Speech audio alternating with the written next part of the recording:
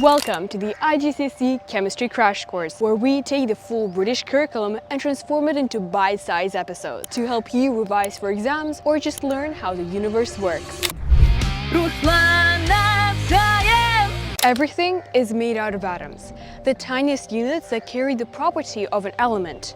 So a chunk of gold would have the same properties as of an atom of gold. Every object, every living organism, every material is made out of atoms, and yet they're incredibly small. A single sheet of paper is about 100,000 atoms thick, and these particles, they aren't randomly arranged. They follow a specific pattern, and understanding this pattern is the key to mastering chemistry. The amount of protons in an atom's nucleus is called the atomic number, and it defines the atom itself.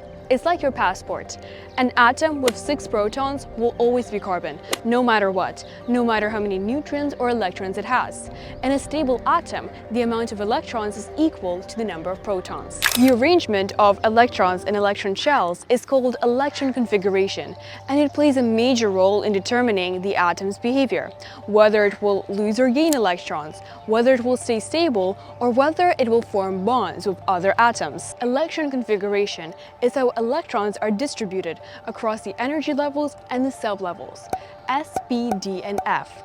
The electrons will first fill the lowest energy levels before spreading across the orbitals and starting to pair up with each other.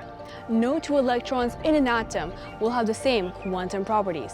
Please know that orbitals are mostly found in A levels rather than IGCSEs. These rules create a clear and unique arrangement for the electrons in every element.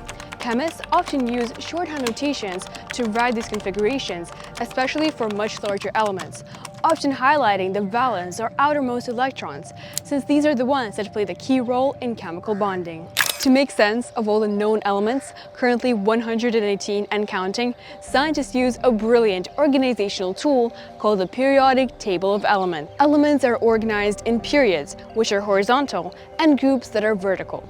Elements in the same group will have similar chemical properties because they have the same number of valence electrons.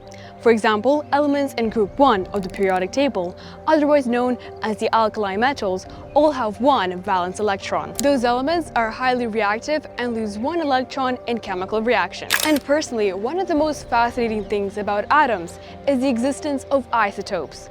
An isotope is an atom with the same number of protons, but different and varying number of neutrons.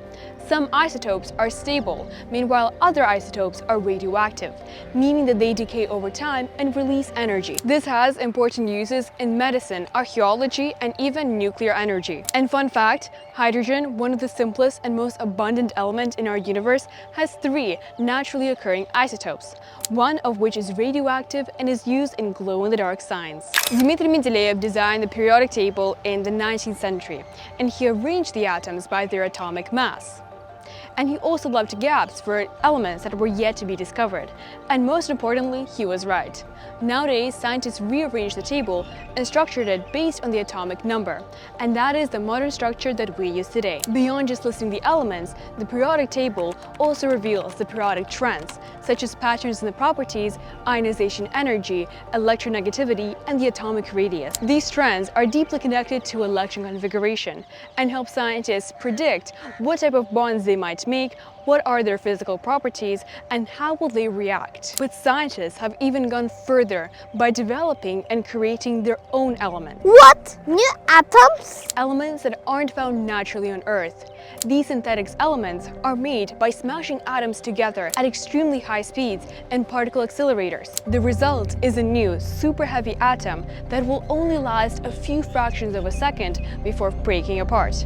But still, if it's detected, it will get a name and a place on the periodic table. Elements like moscovium are recent examples, sitting in the largely mysterious and unexplored super heavy region at the periodic table. All in all, the study of the atomic structure and the periodic table sets the foundation of all chemical knowledge. From every compound, every material, and every reaction, it all traces back to how atoms are built and how they interact with each other, on the grand structure of the periodic table. From elements like gold and oxygen to the cutting-edge creation of new ones, the periodic table continues to grow and evolve, just like our knowledge of the universe itself. That was Rizlana Science. I'll see you in episode 2 of Crash Course Chemistry.